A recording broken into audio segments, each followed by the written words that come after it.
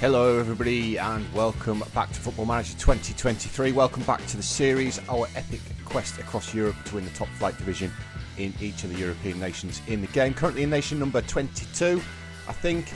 I always lose track of which number nation it is, but it's Belgium anyway. 22 on our quest. We're getting along really nicely here in Belgium as the manager of KRC Genk.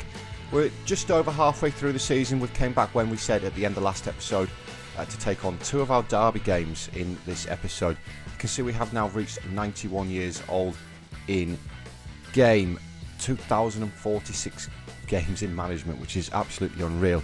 In terms of how things have gone, we had a very shaky start to the season. Of course, you were here the first two games of the season against Switzerland With Grasshoppers and Antwerp, both 0-0 draws. We did then lose our next game to STVV, which is one of our derby games. Kevin Lenoid and Andre Prata with the goals for STVV. In another disappointing performance, and 3 games in we were yet to score a goal, which was, a little bit of a concern, to be honest. And in the next game we did actually finally get our first win, but we've only scored 1. So 1 goal in the first 4 games here as the manager of Genk is not been a great performance. But it was Rafael Musa with the goal in the 31st minute of the game. Even game, we probably, you can see there, you can just about see behind my big fat head that we have got the better XG there. We did probably deserve the win. We actually played quite well going forward, really, in this one. We played very well defensively as well. And we picked up our first win as the manager of Genk. And we went on a little bit of a run. We made it 4 wins in a row. First of all, in the second game on that little streak, we beat Anderlecht. And De Keersmaker finally got himself off the mark and he bagged himself a first half hat-trick. Oscar Baez did get 2 himself. We were 2-1 down in this game and came back to win 3-2. We had a lot more shots than Anderlecht did, but again, in terms of XG, this one's very, very close. But I was glad to pick up the win in this one, especially against a team like Anderlecht. Anderlecht are a very good team. There's really 3 big teams here in Belgium, in Genk, Bruges or Brugge, I don't know how you pronounce it, and Anderlecht. I always say Bruges, so we'll just stick with Bruges. And it was nice to pick up a win against one of them. Charleroi were next. Took an own goal by Kylian Vidal in the 68th minute for us to get the win. It shouldn't have took that because we did dominate the game, as you can see again by the shots and the XG, but it did take that. So a win's a win though. It doesn't matter how you do it as long as you win. OHL were next. Don't ask me to say OHL's full name because A, I can't remember it, and B, I probably can't pronounce it. So we'll just stick with OHL. This was a very good performance. It was took an own goal again to get us off the mark, but Geren Barena and Virkschaat did get the other goals for us. Again, another good performance. Unfortunately, we lost to Ghent though. Very disappointingly, we conceded in the 90th minute for Pim van Os with the only goal of the game. They probably just about deserved it, but it was a very, very even game, and I would have said that a draw would have been a fair result in this one. But it wasn't to be, so we did lose that one. But then we went on a mega streak of 8 wins in a row. First off, starting against Beerschot, 1-0 in this one. Meerzorg with the penalty, the Dutchman who has actually got a future transfer arranged. He's moving back to his homeland in Holland. Not very far away, it's just over the border, but yeah, he's off there. Our first big win of the season, where we finally looked like we could score for fun, and it was against Eupen, 6-1. Garen Barena with 2, Vermeulen, Hadji with 2 as well, and Rafael Musa on the score sheets in this one. Eupen just the 1 shot on target. It did go in though, unfortunately, but yeah, fantastic win in that one. 3-0 in the next one against Union SG. De Keersmaker with 2, and Kavaman finally getting off the mark for the season. He's supposed to be our best player at the club, and he's struggled a little bit. Truthfully, he has struggled a little bit, but 25 shots, 3 of them going in. So 3-0 in that one. We scored 3 again against KV Mechelen. 3-2 in this one. Kavaman, Garen Barena and Hadji bagged the winner in the 92nd minute for us after Niakwe and Frugia got the goals for Mechelen there. They had very high XG for their 2 goals, but we did obviously dominate them again in terms of shots. De Keersmaker had a shocker there. I don't know if you saw it before I clicked off it. But Liers, next up, 1-0. Brahim Hadji with the only goal of the game in this one. You notice I've probably played Hadji a little bit more after De Keersmaker's had a little bit of a poor start. Followed that up with another 1-0 win against Beveren. It was Garan Barena with the only goal of the game in the 41st minute. Again, it's another game in which we've absolutely dominated. So 1-0 is a little bit of a poor scoreline. To tell you the truth, it should be more, but like I said, a win is a win.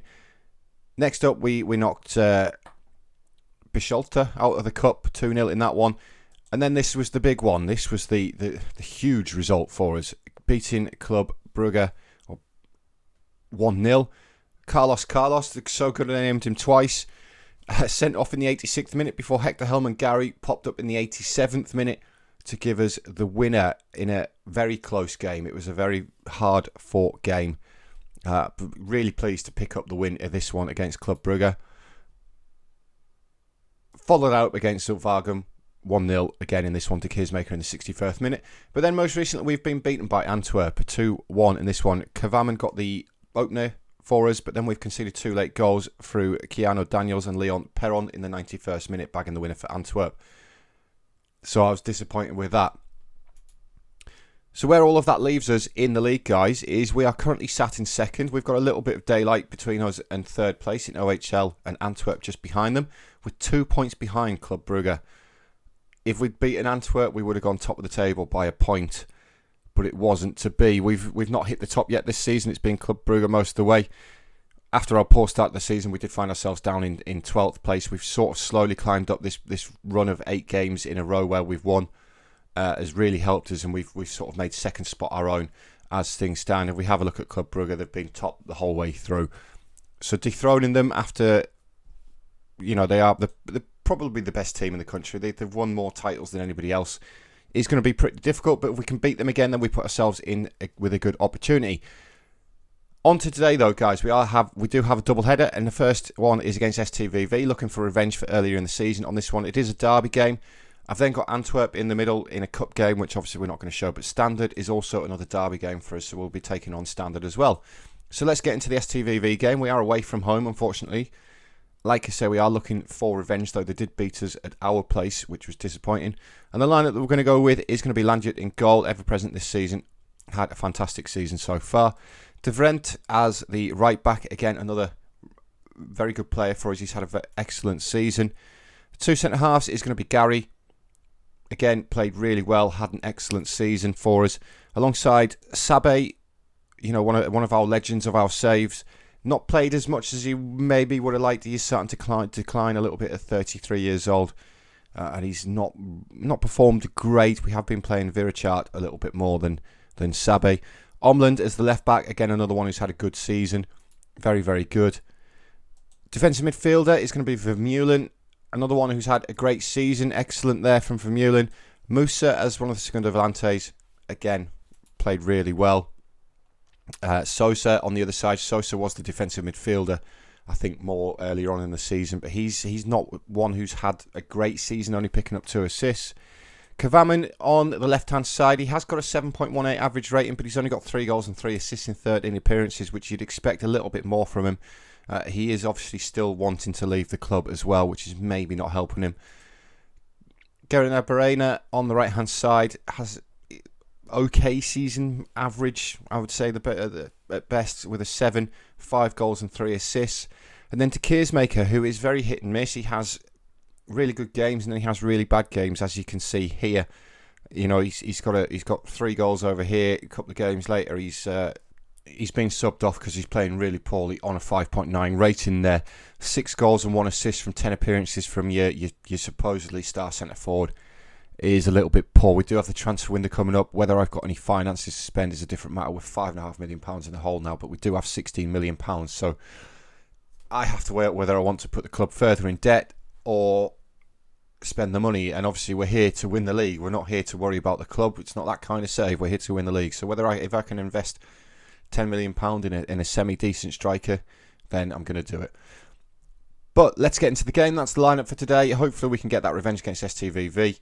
That would be really, really would be nice to keep the pressure on Club Brugge, wouldn't it? 36 minutes on the clock, guys, before our first highlight. We had this in the last episode as well, didn't we? It is a free kick for STVV, which Gary heads away. Mokhtari does pick the ball up, though. Gets the ball into the cross, into the boxes towards Prata, and Prata's put the ball. Andre Prata gets the goal. Didn't we have a player called Mokhtari at one of our clubs? Am I imagining that? I've been at that many clubs, guys, along this journey, and I've had that many players. I forget which players we've had. Have we had a Mokhtari, Ibrahim Mokhtari? Not according to his career history there, but I'm pretty sure we've had a player called Mokhtari fairly recently as well. Correct me if I'm wrong, though, but we are behind to STVV in a match to which we should definitely be winning.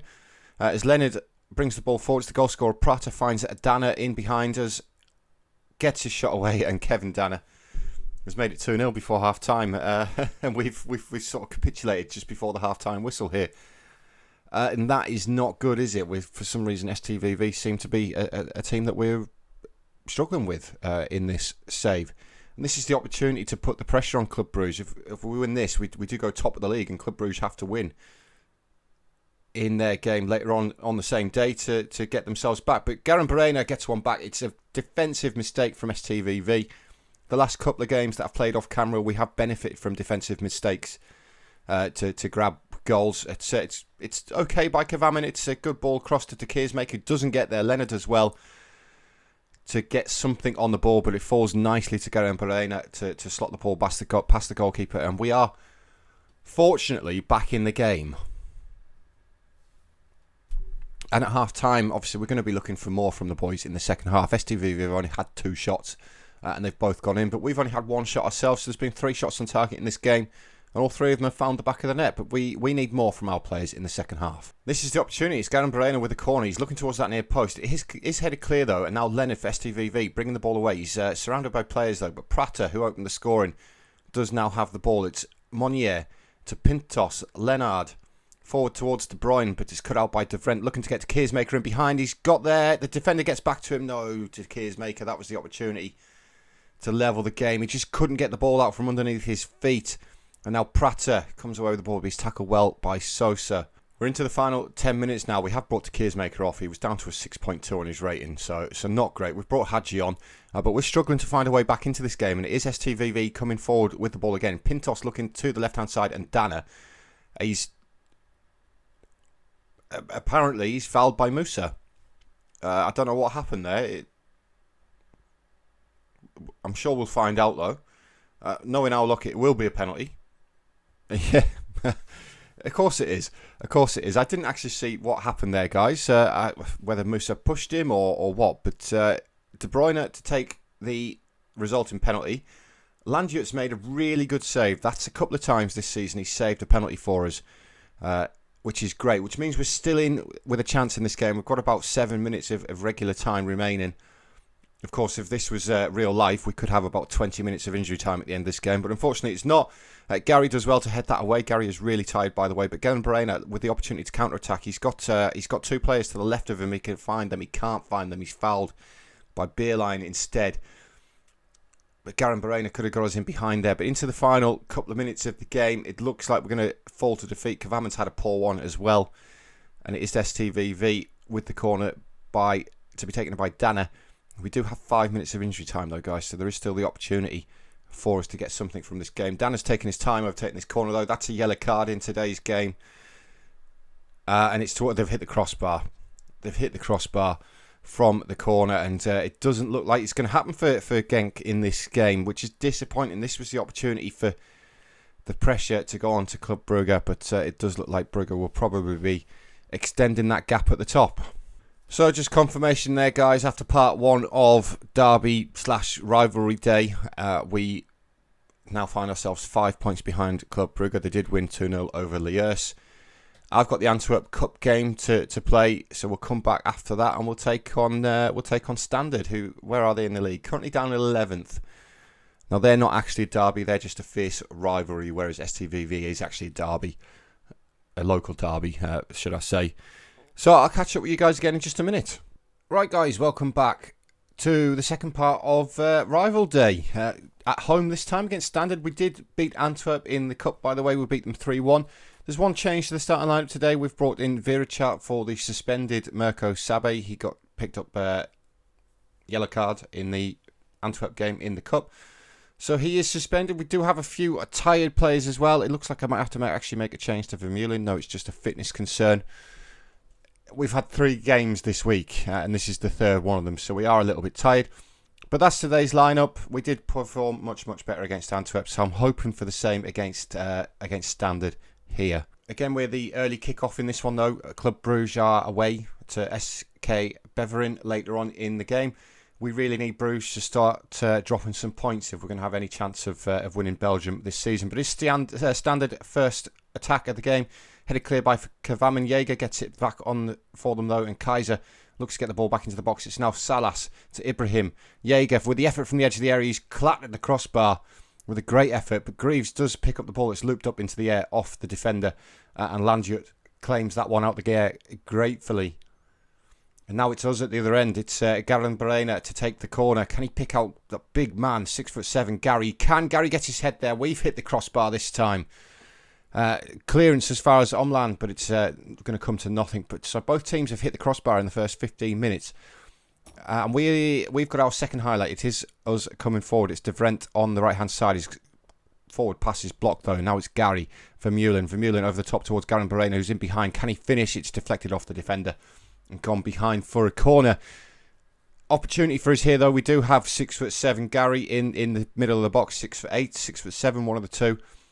And we've aimed towards him again. He's got his head to the ball again, but this time it's gone over the bar. But straight into the next one from that goal kick from the header from Gary. Hopefully we win this header. Gary's unchallenged. Garen Barena picks the ball up, but he's surrounded by 3 players and loses out. Now it's Salas to Kone. Kone forward. It's a wasteful ball. No, it's not a wasteful ball. Gary's completely missed it, and they've got him behind us there, but Landiot has bailed Gary out of that one. Makes a fantastic save, one-on-one, to keep Genk in the game. And that's the way it stays till half-time, guys. 0-0. We've not really performed again. We're struggling to hit the target. Garen Barena's having a poor game in this one. We'll give him sort of another 15 minutes. If he doesn't start playing any better, then we'll look to replace him. And into the final 20 minutes, we did make that change. Garen Barena didn't get any better. So we brought Tikizmaker out onto the right-hand side, brought Hadji on up top. 15 remaining. We've not had a highlight yet in this second half. This will be disappointing if we don't pick up the win here. It gives Brugge the chance to pull even further ahead in the table. And we do get our first highlight with 7 minutes remaining, but unfortunately it's for Standard. Tikizmaker does really well to win that back. Now it's De Vrent finding Musa. Loses out though, but De Vrent wins it back again. He's got Hadji ahead of him. It's a good ball over the top towards Hadji. Can Hadji bag the winner? He can! Brahim Hadji with his 5th goal of the season. Finally something's happened for us in this game. And Hadji, the man off the bench, De Vrent does really well to win the ball there. And it's a great ball over the top for Hadji. I thought the keeper had saved it. He did get something on it, did Rabea in goal there. But Hadji slots the ball into the back of the net. And now we just need to sort of hang on, really, because Standard have been fairly decent in this game themselves. And with 3 minutes of injury time remaining, we've got that highlight. We've got the dreaded highlight. It's a good ball forward. It's easy for Virachat, though. Gary now finding Musa. Vermeulen. Gary again finding Musa. Sosa, that's a good ball. Sosa gives it away, though, to Gore. And now this is that's a shocking pass. Virachat cuts it out and just boots it clear. But still Standard pick up the ball. They've lost it though. Kavaman feeding Hadji for the 2nd goal of the game. Puts it in the back of the net. I think Hadji was possibly offside though. It was Musa harrying away at the midfield there of Standard. Putting the pressure on them. Forced the mistake. And it has been disallowed. Unfortunately that would have wrapped it up. And I think this highlight now, guys, is just the one because we're 10 seconds away from the end of the game. I don't think anything's actually going to happen. It is Standard. He's giving it away to De Vrent though. And there is the full-time whistle. And now we get the replay for the offside. He was offside. I did call it correctly. He did look offside to me. But that's a good win. That is a good win. And it's a much needed win, particularly when you look at the league table. Like I say, we are now 2 points behind Brugge, but they do have that game in hand over us. And here's the table. After the other teams have played the games, Bereven have managed to get a 0-0 with Club Brugge, which really helps us out. It leaves the gap at 3 points. We're 7 clear of Ghent in 3rd place, which is good. It's just closing that gap to Brugge. That's going to be the difficult thing for us this season, really. Right, we are going to be back at the end of the regular season. Not that it really matters. We might come back and do the last game of the regular season and the first game of the championship season, the championship group, which, you know, we're going to be in the championship group. There's no question about that now. So I think we'll probably do that, which means we're going to be playing against Club Brugge. We're going to be taking on Brugge in the last game of the season. So we're going to do that, guys. We'll come back for that one, and we'll start off the championship group as well. But guys, thank you very much for watching. Let me know how you think the journey in Belgium is going. I have had a quick look for a striker as well, and there's nothing really that's in our price range, unfortunately. It was only a quick look. Obviously, I'm going to have a proper look now that the transfer window is just about to open. I'll get my scouting underway. I'm not very good at doing transfers though, guys, which is, you know, that's not my strong point in Football Manager. But yeah, thanks for watching, guys. I'll see you all next time. Remember to hit that thumbs up button for me and the subscribe button. It does really help me out. And I'll see you all in the next episode where we'll be taking on Club Brugge. So cheers, guys. See you later.